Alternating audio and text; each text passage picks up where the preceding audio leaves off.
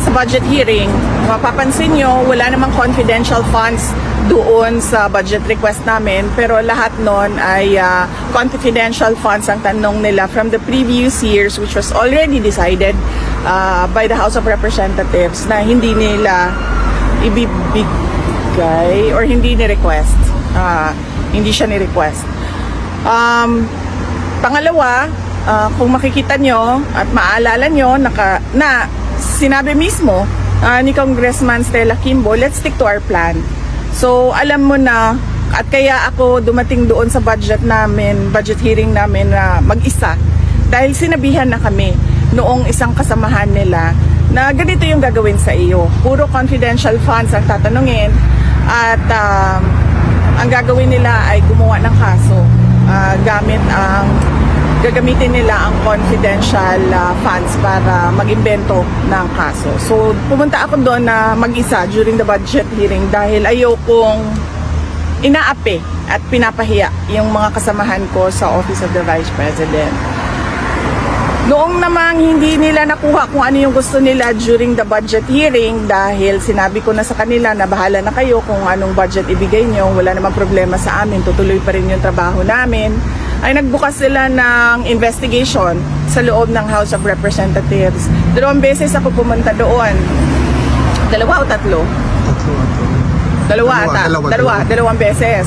Pumunta ako doon nung pinatawag nila ako at pinag-oath nila ako kahit wala sa rules nila. So sinabi ko, bakit nyo ako pag-oath na wala naman sa rules ninyo na kailangan mag-oath ang resource persons. In fact, kung tingnan nyo yung mga ibang hearings ng House na hindi doon sa amin, makikita mo na yung mga resource persons ay hindi talaga pinag-oath. So, hindi nila masagot dahil ang kagustuhan lang naman nila ay manira, diba? So, hindi nila sinagot, umupo ako doon. Sabi nila wala na kaming matatanong sa iyo kasi hindi ka naman nag-oath, pero ready akong sumagot kung ano man yung tanong nila kahit wala akong oath, diba? So wala silang tinanong. Noong sunod na pumunta ako doon, sinamahan ko yung mga invitees nila galing sa Office of the Vice President dahil pinoprotektahan ko lahat nung mga kasamahan ko sa Office of the Vice President. In fact, kung hindi nyo napapansin, marami dyan ang hindi pro-Duterte sa Office of the Vice President dahil karamihan dyan sa kanila ay galing pa sa panahon ni Vice President Binay at Vice President Leni Robredo. So, dilawan at pinklawan talaga ang ibang mga tao dyan sa Office of the Vice President. Pero lahat yan pinoprotektahan ko. So, sinamahan ko sila doon at pinoprotektahan ko sila, pero nung sinabihan ako na you cannot speak without taking an oath, so nag-oath ako. Nung nag-oath naman ako, may tanong ba sila kahit isa, Alvin? Wala. Kahit isang tanong, walang tinanong sa akin. So, anong sinasabi nila na hindi ako sumasagot? Sumasagot ako. Pinadalhan kami ng letter ng Commission on Audit dahil sa pagpipilit ni Congresswoman Franz Castro. Sinagot namin. Pinadalan kami ng letter ulit ng COA. Sinagot naman namin. Maayos naman yung sagot ng Office of the Vice President. So, hindi ko alam kung saan nanggagaling ang sinasabi nilang ayaw ko sumagot. Ngayon, ayaw ko sumagot kasi nag-file sila ng impeachment. At sinabi ko, since nag-file kayo ng impeachment, ay doon natin sagutin sa impeachment. Para naman ako, kasi akong tanga, kung magsasalita ako about confidential funds na yon na wala namang dahilan. Unang-una, nag-hearing, nandun ako, walang kahit isang tanong. Ngayon, may impeachment trial, tapos magdi-discuss ako noon sa labas ng impeachment trial. Pag wala nang ibang venue, saka ako magsasalita. My explanations will be in my own time, hindi sa panahon kung kailan gusto ng mga members of the House of Representatives. Ma'am, naghain ng resolution po si Senator Alan Cayetano asking the government to move for house arrest within the Philippine embassy premises here in Holland, si Tatay Digong. Opo. Your reaction po? Hindi ako makakomment eh. Kailangan ang mag-comment nitong house arrest na ito at resolution ni Senator Alan Peter Cayetano ay yung lawyer ni Pangulong Duterte. So siguro kung isang beses maimbita ninyo si Attorney Nicholas Kaufman to give a comment, mas maganda na siya yung magbigay ng comment dito. VP, on a similar question, what's your reaction to the pronouncement of some congressman who's clearly against you for the revival of the Quadcom 2.0? We are not surprised.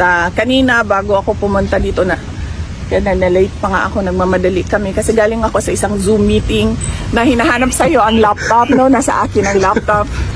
So, pinatago ko lang sa iyo. So, kinuha ko na yung laptop ko ulit. Kanina, nasa Zoom meeting kami. Yun ang dinidiscuss namin. No? Kasama ka na Secretary Harry Roque, no? Na hindi ito titigil. So, huwag tayo mag-expect na bago yung Congress ay titigil sila sa pangangatake nila. So, tutuloy-tuloy pa rin yung paghahabol nila sa iyo at tutuloy-tuloy yan na tambakan ka nila ng kaso. Yan din yung sinabi ko sa mga ka-meeting ko kanina. Because obviously, ang gusto nila ay burahin ang mga Duterte at mga tao na sumusuporta sa mga Duterte. In fact, kahit nga private individuals ngayon, hindi na immune dahil nakakatanggap na sila ng mga letters galing sa BIR o kung ano man yung pwedeng kahanapan ng pagkakamali sa kanila. Yon. Water mo na, VP. Hindi ito, it's not a surprise. Natutuloy yung currency. Water mo na, VP. Okay, VP, next question naman. Kasi dun sa mga final ng, dun sa mga nasubmit na documents ng prosecution regarding sa case for the former president. So, ang expectation ko, or at least ang idea is, by July 1, malalaman na po ng side ng mga, ng defense, kung sino po yung mga witnesses na ipapakita ng prosecution. May idea na po ba kayo kung sino yung mga witnesses dito at ano po yung reaction niyo kung nalaman niyo na po yung mga pangalan nila at yung mga personality nila? Wala pa akong nakita ang listahan ng mga witnesses ng ICC. Malalaman kung sino yung sinabi and explain sa amin na malalaman kung sino yon sa confirmation of charges. Doon nila sasabihin kung sino yung mga witnesses. Pero sa pagkakaintindi ko, nakakatanggap na ang defense team ng mga documents galing sa prosecution. So malamang meron ding mga laman ng information yon on who the witnesses are. Kung sino yung mga witnesses. Regarding naman po sa witnesses sa side naman po ng defense, sa side naman po ng ready po ba kayo na apply or ililipad niyo po ba yung mga witnesses ninyo dito sa Netherlands bago po dun sa confirmation of charges hearing? Hindi ko alam kung ano ang plano ng defense team ni dating Pangulong Rodrigo Duterte. Hindi ko din alam kung ano yung mga allowed na mga modes ng presentation ng witnesses, kung pwede ba online, kailangan ba in person. Hindi ko alam yung rules nila sa testimony ng witnesses. So kung magkakapanahon kayo na makausap si Attorney Kaufman, mas maganda na siya yung makasagot kung ano yung plano nila sa pag-attend ng witnesses. I'm from European Media Network. What can you say about the situation, current situation of health of the former president, and what you may advise the Filipino people around the world on their reactions on this matter? Opo, ma'am. Salamat sa tanong mo, ma'am, dahil kaninang umaga, ay sige, kaon lang mo, ma'am. Ayaw lang kaulaw, ma'am. Dahil lang, ma'am. Madali.